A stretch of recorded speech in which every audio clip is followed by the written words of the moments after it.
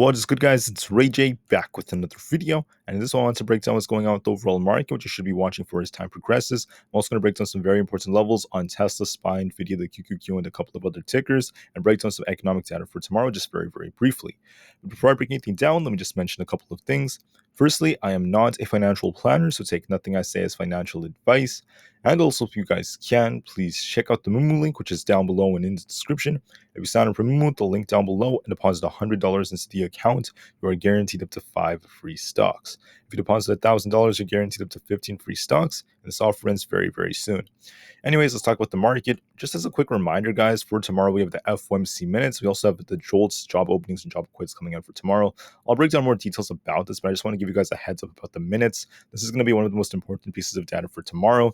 The FOMC minutes is not an FOMC meeting, it's going to be an FOMC report where we're going to find out more details about the meeting. So I'll be breaking down more details about this later. Just want to give you guys a heads up about that for tomorrow later on during the day. What about for the charts? How are things looking in my opinion? The answer is I think the bears have the edge on SPY, and we're likely going to see more downside soon. So looking at the chart, just to start this off, okay, we had this very nice looking rising wedge that developed, got a beautiful break to the downside off of it, and the trend is just continuing to favor the bears. We could quite easily take a trend line like this, kind of like draw out, our potential support zone, not to mention our resistance. If you want to just like be fancy, you could just do that. And also you could just draw out another support just like this. If you want to draw like a megaphone pattern, you could try that, or you could just look at the support kind of like this as well. It really depends on how you want to draw this out. But either way, guys, it's quite clear that SPY is on a downtrend and the bears have the edge for now. Now, I do tend to talk the most about SPY because that's what the viewers have requested, that I prioritize SPY. My analysis on SPY also works for SPX. Not exactly, but you could still understand some brief things as I break down the bigger trends. But I just wanted to mention that looking at SPY, I'm going to actually switch over to one screen so you guys can see this much clearly.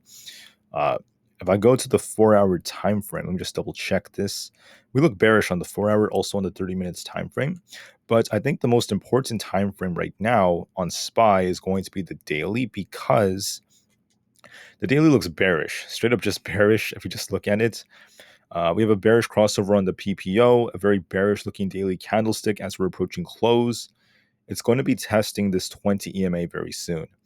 Now, this could be around 467 to 468, depending on the timing, because this is trending up just a little bit, but I see this basically coming down to 468 or so very, very soon.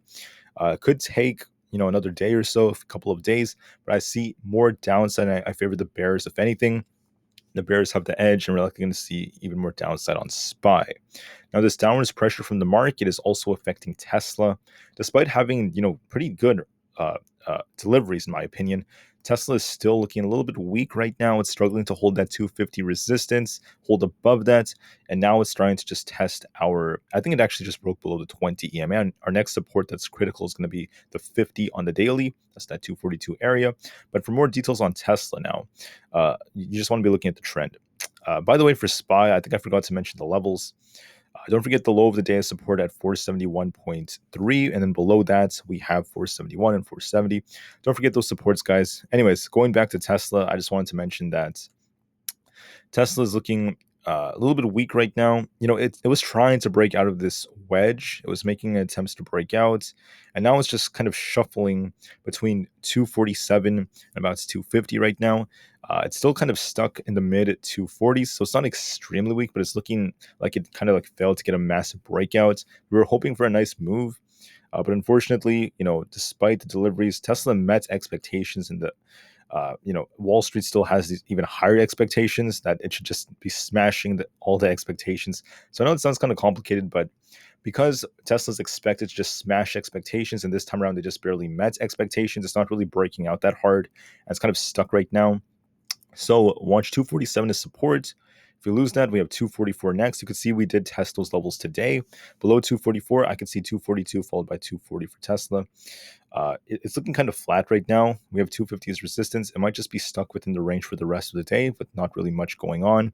Kind of boring, very anticlimactic, if anything, and that's pretty much it for Tesla. So very, very, very boring price action. For the QQQ, this is looking bearish. I mean, I mentioned this since yesterday and the days before. We're going to get a bearish break from our this rising wedge. I told you to watch this 406 area. If we lose this, expect more downside. We lost our 406 zone, which is specifically around like 405.7. And then we have 402 being tested right now. We're actually losing that now. So our next level is going to be 400. I could see this, coming all the way down to this imbalance down here at 399 to 400. That is a real possibility if we continue to hold below 402. So watch 402 as resistance. If we get above that, our next target is going to be previous support becoming resistance at 403. Then we have 404.3 above that and 405.7. Those are resistance levels. Right now, we're kind of holding below 402, so we have nice support at 400 and 399. If anything, it looks bearish, guys. It looks bearish. It's downtrending, looking very weak right now, especially thanks to Apple. So I just wanted to call that out. QQQ is favoring the bears. Nvda is also favoring the bears as we predicted. I told you if we break below this blue trend line right over here, this is the line I called out in the morning, it's going to turn more bearish. We're going to be looking for a bigger drop. This is what it looked like. Sorry, this is kind of messy, guys. I do apologize for that, but I just want to keep as much detail as possible on the charts. But basically, this blue trend line right here, that's our support. Nvidia has broken below support. Now it's looking kind of weak. Going to be looking for Nvidia to just kind of shuffle between. We have resistance around 482-ish, and we have support at 480, and also at around 475. There's a good chance Nvidia is going to continue to shuffle within this range right over here between 475 and 482, kind of be stuck for the majority of the day, but there's going to likely be more downside coming in the future as Nvidia is starting to look more bearish. So we got this break out of this rising wedge. I've been talking about this for many, many weeks. So with that being said, with this drop coming to Nvidia, anticipate some more downside in the future. Make sure you watch this range for the rest of the day. I'm going to be watching to see how it does. We have resistance at 482, 485, 488, and 490. We have support at 479. Below that, we have 475, followed by 471.5 coming below that. In my opinion, Nvidia is looking bearish. I think we're going to see downside in the future. But for now, make sure you watch these levels just to be safe. Last but not least, for Apple stock, Apple is also looking very weak.